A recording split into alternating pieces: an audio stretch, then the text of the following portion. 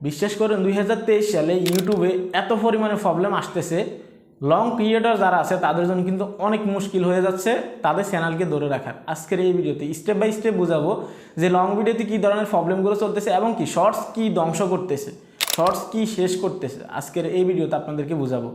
তো দেখুন 2023 সালে আপনারা সবাই জানেন ইউটিউবে কিন্তু লং ভিডিওসে কিন্তু শর্টস ভিডিও ডিমান্ডটা কিন্তু অনেক বেশি এবং কি আপনার ইউটিউব নিজে থেকেও চাচ্ছে যে শর্টস ক্রিয়েটর বেশি হোক লংয়ের চেয়ে, কেননা একটা লং ভিডিও মানুষ সার্চ করবে দেখবে, বাট শর্ট স্পিডে যে মানুষটা একবার ঢুকবে বিশ্বাস করেন এত পরিমাণে শর্টস দেখবে একটার পর একটা স্ক্রল করে। লং ভিডিও কিন্তু কেউ এভাবে কিন্তু একটার পর একটা দেখে না। এখন ইউটিউব চাচ্ছে কি, ইউটিউব চাচ্ছে মানুষ বা পাবলিক ইউটিউবে কিন্তু এঙ্গেজ থাকুক, ইউটিউবে সময় কাটাক, এটাই কিন্তু ইউটিউব চাচ্ছে। এখন তারা কি করতেছে, তারা এই শর্টস যেটা আছে শর্টসকে কিন্তু প্রচুর পরিমাণে রিকমেন্ড করতেছে এবং কি ইমপ্রেশন দিতেছে। আপনি যদি একটা লং ভিডিওকে আপলোড করেন 1000 ইমপ্রেশন পেলে, আপনি যদি পাশাপাশি একটা শর্টসকে আপলোড করেন শর্টসে আপনি 5000 ইমপ্রেশন পাবেন। তাহলে আপনি বুঝতে পারতেছেন শর্টসকে নিয়ে এসে লং ফর্ম যে ক্রিয়েটররা আছে তাদেরকে কত বড় একটা ক্ষতি করতেছে।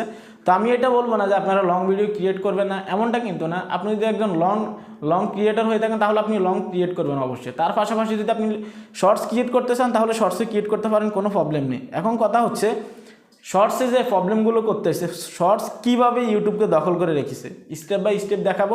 ভিডিওটি স্কিপ না করে শেষ পর্যন্ত দেখুন, আমি মোবাইল স্ক্রিনে চলে যাব। দেখুন শর্টস ভিডিওকে এত পরিমাণে ইমপ্রেশন দিচ্ছে যে লং ভিডিওর কোনো খানা নেই। দেখতে পাচ্ছেন আমি সরাসরি চলে যাচ্ছি মোবাইল স্ক্রিনে গিয়ে আপনাদেরকে স্টেপ বাই স্টেপ বোঝাচ্ছি। ওকে দেখতে পাচ্ছেন আমি ইউটিউব অ্যাপ্লিকেশনে চলে আসছি। ইউটিউব যে অফিসিয়াল অ্যাপটা আছে সেটাতে আমি এখানে আসার পর দেখতে পাচ্ছেন একটু যদি আমি স্ক্রল করি, এখানে একটা মুভি সাজেস্ট করা হয়েছে, তারপর আমি যদি এখানে একটু স্ক্রল করি দেখতে পাচ্ছেন শর্টস।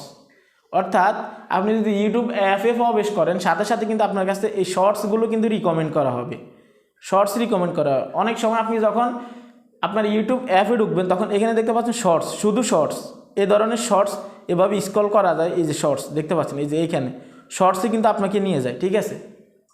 এখন মোট কথা হচ্ছে পুরো ইউটিউব অ্যালগোরিদমটাকে, পুরো ইউটিউব অ্যাপটাকে দখল করে রাখছে এই শর্টস ভিডিও। এখন আপনি কি করবেন, আপনি যদি 2023 সালে সাকসেস হতে চান আপনাকে অবশ্যই শর্টস নিয়ে কাজ করতে হবে। আমি আরও কয়েকটা ভিডিওতে আপনাদেরকে বুঝিয়েছি যে শর্টস নিয়ে কাজ করেন ভাই। শর্টস ভিডিও থেকে কিন্তু অনেক সাবস্ক্রাইবার আসে এবং কি অনেক ভিউজ আসে, অনেক ইমপ্রেশন পান, খুব দ্রুত কিন্তু একটা চ্যানেল কিন্তু গ্রো হয়ে যায়। সো আপনি যদি শর্টস নিয়ে কাজ করেন তাহলে পাশাপাশি যদি লং আপলোড করেন আপনার অন্তত লং ভিডিওতে ভিউজ আসবে। বাট আপনি যদি শুধু লং নিয়ে কাজ করেন বিশ্বাস করেন সাবস্ক্রাইবার আপনার খুব দ্রুত বাড়বে না, কখনোই অনেক দেরিতে আপনার সাবস্ক্রাইবার বাড়বে। দেখতে পাচ্ছেন ইউটিউব অ্যাপে প্রবেশ করার সাথে সাথে শর্টসকে কি রিকমেন্ড করছে, যেখানে আগে ইউটিউব অ্যাপ্লিকেশনে ঢোকার সাথে সাথে আপনি যাদেরকে সাবস্ক্রাইব করছেন, যাদেরকে আপনি পছন্দ করেন তাদের ভিডিওকে আপনাকে রিকমেন্ড করা হবে। বাট বর্তমানে কিন্তু এমনটা না। বর্তমানে আপনি শর্টস ক্রিয়েটর কাউকে ফলো করেন আর না করেন বা সাবস্ক্রাইব করেন আর না করেন, শর্টস আপনাকে এভাবে এখানে শর্টস ফিড থেকে এখানে আপনাকে রিকমেন্ড করা হবে যে শর্টস দেখেন, ঠিক আছে। তো বুঝতে পারতেছেন যে ইউটিউবে কত বড় একটা গাদ্দারি চলতেছে, যে শর্টসকে এমনভাবে অ্যালগোরিদমের সাথে সেট করে রাখছে লং ফর্ম যে ক্রিয়েটররা আছে তারা কিন্তু বর্তমানে মানে ভিউজ পাচ্ছে না বললেই চলে। আগে যদি 1 লাখ ভিউজ আসতো বর্তমানে 20,000 ভিউজ আসতেও কষ্ট হয়ে যায়।